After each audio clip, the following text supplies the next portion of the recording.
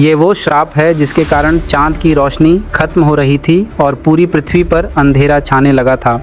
शिव को तुरंत प्रकट होना पड़ा और ध्यान सिर्फ उनकी एक पत्नी रोहिणी पर ही केंद्रित। बाकी 26 पत्नियों की उपेक्षा और दुख से जब उनकी शिकायतें प्रजापति दक्ष तक पहुंची तो क्रोधित होकर उन्होंने चंद्रदेव को श्राप दे दिया। तुमने मेरे वचन को तोड़ा है, जाओ, तुम्हारा सारा तेज, सारी कलाएं और तुम्हारी सारी सुंदरता धीरे धीरे खत्म हो जाएगी और तुम क्षय रोग से गलकर नष्ट हो जाओगे। श्राप तुरंत असर करने लगा। चांद का प्रकाश हर पल कम होने लगा, जिससे धरती पर वनस्पतियां और औषधियों का रस सूखने लगा। सृष्टि का संतुलन बिगड़ने लगा। अपने अंत को निकट देखकर भयभीत चंद्रदेव ने ब्रह्मा जी से उपाय पूछा।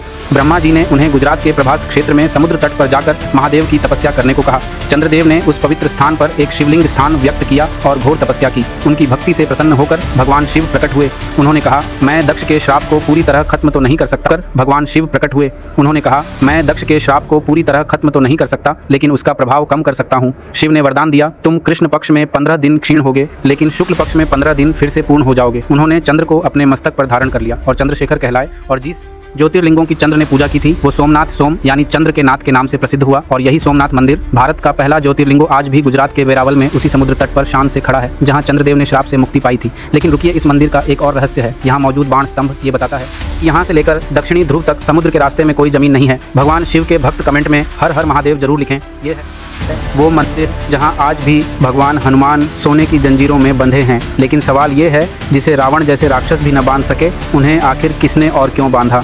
कहानी शुरू होती है समुद्र देव से, जो अपनी भक्ति में इतने व्याकुल हो गए थे कि भगवान के लिए वो अपनी विनाशकारी लहरों से पूरी शहर को बार बार डुबो देते थे। शहर को विनाश से बचाने के लिए भगवान जगन्नाथ ने अपने सबसे प्रिय भक्त हनुमान जी को समुद्र तट पर पहरा देने के लिए तैनात किया।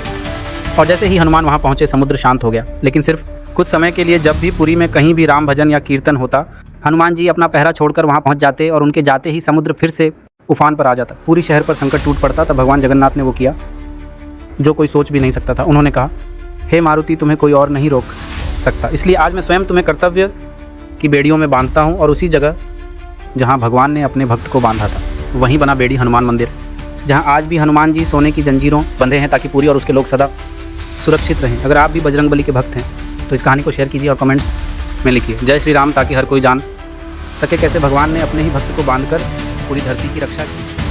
अपने अत्याचारी मामा कंस का वध करके मथुरा को पाप से मुक्त कराने के बाद भगवान कृष्ण ने यमुना के इसी तट पर विश्राम किया था। लेकिन इस विश्राम के स्थान का सबसे बड़ा रहस्य कृष्ण से नहीं बल्कि मृत्यु के देवता यमराज से जुड़ा है।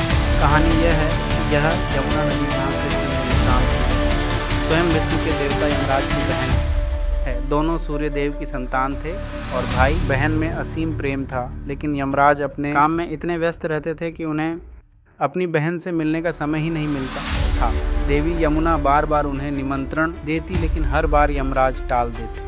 अंत में एक दिन यमुना ने अपने भाई को वचन से बांध लिया और यमराज को उनसे मिलने आना ही पड़ा। वो दिन था कार्तिक मास के शुक्ल पक्ष की द्वितीय का। उन्होंने अपने भाई का प्रेम से सत्कार किया। इस स्नेह से यमराज इतने प्रसन्न हुए कि उन्होंने यमुना को वरदान मांगने के लिए कहा। तब यमुना ने अपने लिए कुछ नहीं मांगा।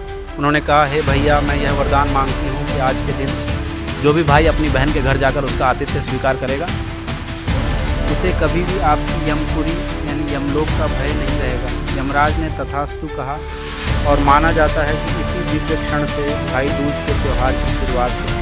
और जिस पवित्र स्थान पर भाई बहन का दिव्य मिलाप हुआ था, मथुरा की उसी विश्राम घाट पर आज स्थित है भारत का एकमात्र ऐसा मंदिर जहां यमराज अपनी बहन यमुना के साथ पूजे जाते हैं, श्री यमुना धर्मराज मंदिर।